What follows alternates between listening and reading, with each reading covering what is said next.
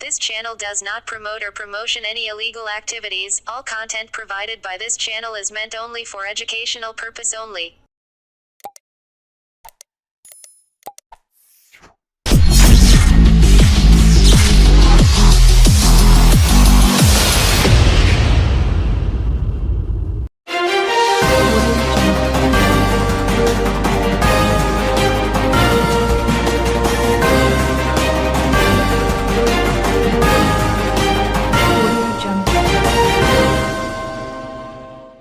হুগলির পান্ডুয়া রাধারানী উচ্চ বালিকা বিদ্যালয়ে চলন্ত ফ্যান পড়ে গুরুতর আহত 4 জন নবম শ্রেণীর ছাত্রী। তড়িঘড়ি আহত ছাত্রীদের স্কুলের দিদিমণিরা চিকিৎসার জন্য পান্ডুয়া গ্রামীণ হাসপাতালে নিয়ে আসে।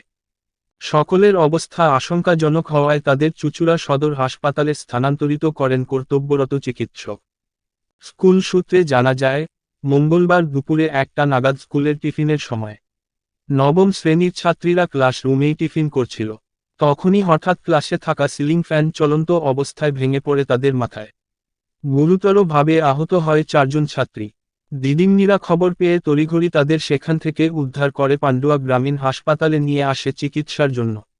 সকলের অবস্থা আশঙ্কাজনক হওয়ায় প্রথমে 2 জন এবং পরে আরও 2 জনকে চুঁচুড়া সদর হাসপাতালে স্থানান্তরিত করে। ঘটনার খবর পেয়ে হাসপাতালে আসে পান্ডুয়া থানার পুলিশ।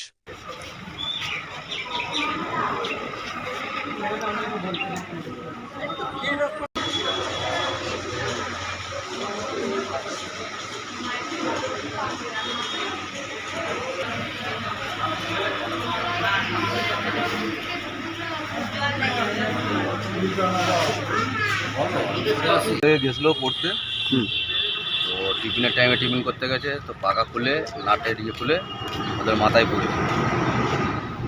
তো তারপর স্কুল থেকে গাড়ি ফোন করেছে, করার পরে দেখছি যে এই ব্যাপার। মোটামুটি 4 জন।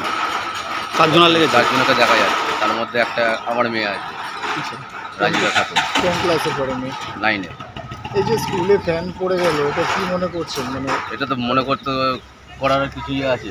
এটা কি গাফিলতি মনে করছেন? স্কুলে তো গাফিলতি আছে। কার গাফিলতি? এখন টিচারদের ঘরে তো বলা যাবে না, যারা কর্মচারী যারা একজন পরে ঝাড়া পড়ে দেয় তাদের জিনিস এটা। এবার হেড টিচারকে দেখা দরকার আছে যে সেই ব্যক্তি অন্যজনকে কাজ করানো আছে কি না, সেটা কী আছে কি না আছে তেমন তার উপর দায়িত্ব পায়। স্কুল কর্তৃপক্ষর গাফিলতি বলে বলবেন? এটা স্কুল গাফিলতি আছে। এরা কি সবাই 9-এ পড়ে?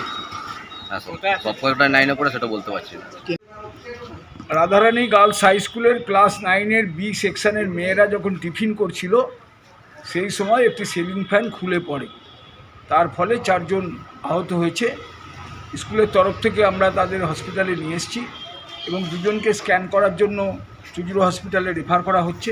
তার দায়িত্ব এবং অ্যাম্বুলেন্স চেক করা থেকে আরম্ভ করে ওষুধ বিশুদ্ধ সব কিছুই স্কুল কর্তৃপক্ষ দায়িত্ব নিয়ে করছে। অভিভাবকদের তরফ থেকে একটা অভিযোগ আসছে যে টিচারদের গাফিলতি বা স্কুল কর্তৃপক্ষের একটা গাফিলতির অভিযোগ করছে। মানে যারা অভিযোগ করছেন তারা সঠিক কথা বলছেন না। কারণ স্কুলের যে ফ্যান, আমার স্কুলে 36টা ঘর আছে, তাতে কমপক্ষে 300 ফ্যান আছে। ওই 300 ফ্যান রোজ সকালবেলা উঠে কারোর পক্ষে দেখা সম্ভব নয় কোন নাটটা খুলে ফেলা হয়েছে বা কোনটা কি হয়েছে। এটা বাস্তবে অসম্ভব ব্যাপার। অ্যাক্সিডেন্ট যে ঘটনার কোনো ব্যাখ্যা হয় না তাকেই দুর্ঘটনা বলে। তো একটা ফ্যান যে পড়বে, আমরা এটা নিশ্চিতভাবেই খুব হৃদয় বিদারক ব্যাপার, খুব সেন্সিবল ব্যাপার।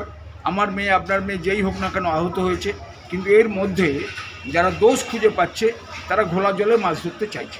এগুলো কি মেনটেনেন্স করা হতো? হ্যাঁ, মেনটেনেন্স তো প্রতিবারই করা হয়। কী রকমভাবে, মানে বছরে করা হয় না মাসে করা হয়? বছরে 2 বার।